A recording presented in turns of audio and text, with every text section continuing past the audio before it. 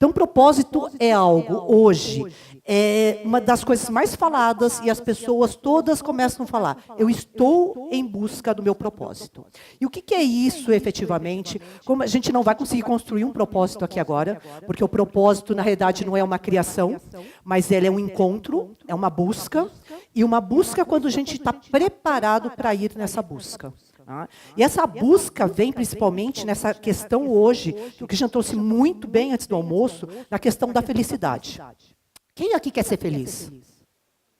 Né? Não vou nem perguntar quem está, porque eu acho que tem alguns que vão falar, né? Não estou muito hoje. Porque felicidade é um estado de espírito. É uma busca constante. Só que nós podemos permear muito mais tempo, alongar essa questão da felicidade por meio do quê? Do encontro com o propósito. Na busca dele e falar assim, puxa, eu encontrei meu propósito.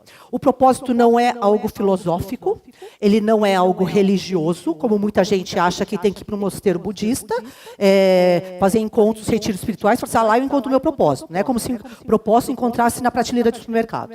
E não é assim. Tá? Vários estudos hoje sugerem o seguinte, nós, hoje, quem tem aqui fala que tem falta de tempo? Apesar de ter feito o curso, mas muita gente fala, falta tempo. Né? E o que acontece?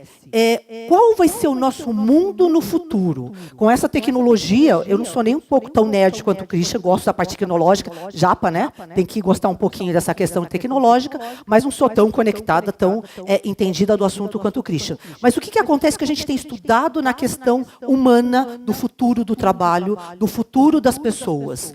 Daqui a alguns anos, por meio dessa questão da inteligência artificial, o que nós vamos mais ter, talvez seja o recurso que hoje nós mais queremos, que é tempo. E aí pensem no seguinte, eu queria que vocês saíssem com essa reflexão hoje, no seguinte, se eu tiver mais tempo na minha vida, o que eu vou fazer? E aí começa a dar um arrepio em alguns, né? Porque alguns, antes a palavra era o seguinte, quando eu me aposentar, o que eu vou fazer com o tempo que vai me sobrar? Porque é o que mais a gente vai ter. Né? Só que como a gente não vai conseguir, talvez, aposentar da forma como pais e avós aposentaram, mas a gente vai ter um tempo ocioso. E esse tempo ocioso vai ser preenchido por quê? Se a gente talvez não vai ter a concepção do trabalho no momento que a gente tem hoje. Aquele dia eu fui para o Festival de Inovação, e um festival de inovação que teve um encontro com uma monja budista. Aí vocês falam assim, mas que raio de festival é esse que o encontro é com uma monja budista? O que uma monja budista vai ensinar sobre inovação? E foi muito legal, porque quebrou vários paradigmas meus. Né? E um deles é o seguinte, talvez a maior inovação daqui por diante, talvez não seja só a tecnológica, que já está muito encaminhada, mas seja a inovação do ser humano. O que nós vamos fazer para continuar tendo utilidade? Porque esse é o conceito da inovação. Inovação é fazer algo que tenha utilidade. Né? No mundo dos negócios, é algo que alguém pagaria para você. No mundo das pessoas, qual vai ser a minha utilidade? Então, esse é o grande questionamento do propósito. Como eu vou buscar isso no meu dia a dia? Né? E aí, a Cláudia falou sobre esse caso. Né? Eu trouxe as minhas parentes japonesinhas. Né? Não são nenhuma parente minha, porque basicamente eu tenho poucos parentes hoje. Mas lá é uma imagem da ilha de Okinawa. São os moradores, algumas moradoras da ilha de Okinawa. A ilha de Okinawa é uma ilha onde tem o maior número de centenários no mundo. Por isso que eu coloco lá hashtag rumo aos 100 anos. Aquele que me acompanha nas redes sociais sabe que eu coloco sempre aquilo lá. Né? Eu coloco hashtag rumo aos 100 anos. Por quê? Eu pretendo chegar aos 100. A hora que eu passar do 100, eu não sei o que eu faço da vida. Mas, enfim, até aos 100, o planejamento já está pronto. Mas o que acontece? Na ilha de Okinawa, eles vivem essa questão, né, de ser centenário, muitas vezes, e tem muita questão ligada ao quê? Ao propósito. Tá? São pessoas que elas buscam o ser do que o ter.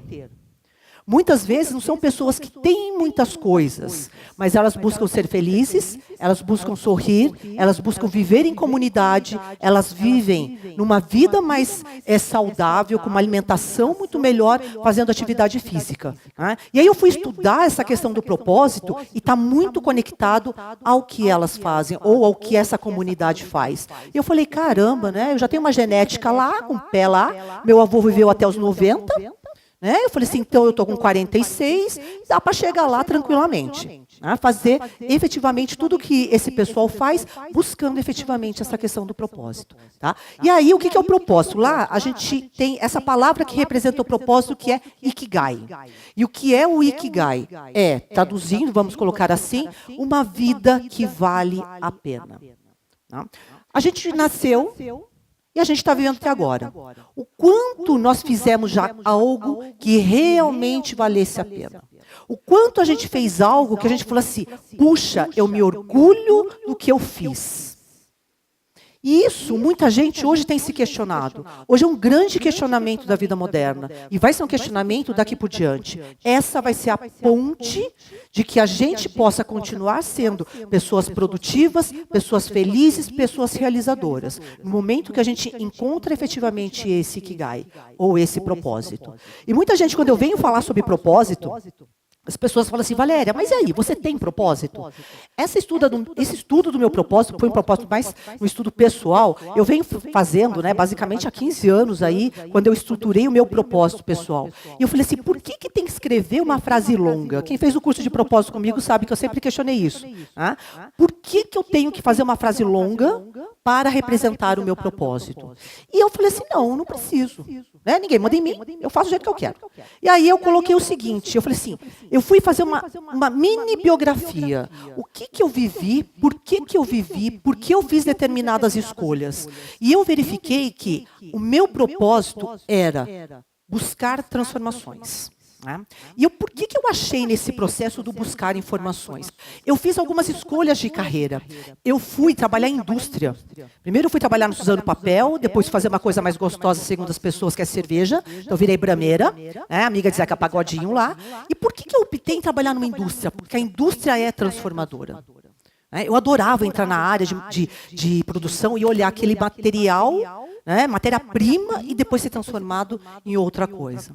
Por que eu decidi, depois de um tempo, entrar e estudar sobre gestão de empresas? Abrir empresa, porque eu achava sempre, e eu continuo acreditando que, por meio do empreendedorismo, a gente transforma. E transforma vidas, por meio de emprego, por meio de conhecimento, por meio de um monte de coisa. Por que eu decidi entrar numa área de treinamento? Porque conhecimento transforma pessoas, educação transforma pessoas.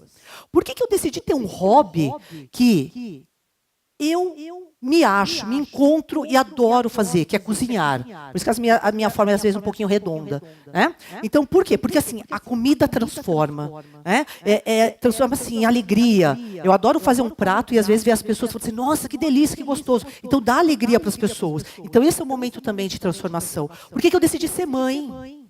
Né? Não é porque toda mulher tem uma questão materna. Talvez tenha, mas eu decidi ser mãe, porque eu também acho que a maternidade transforma. Né?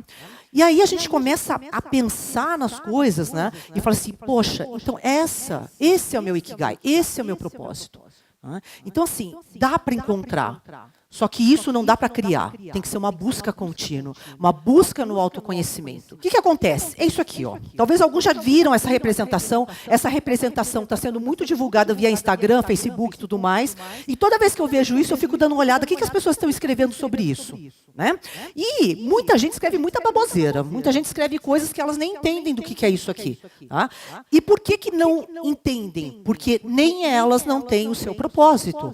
E como que você vai falar sobre propósito se você também ainda não encontrou o seu?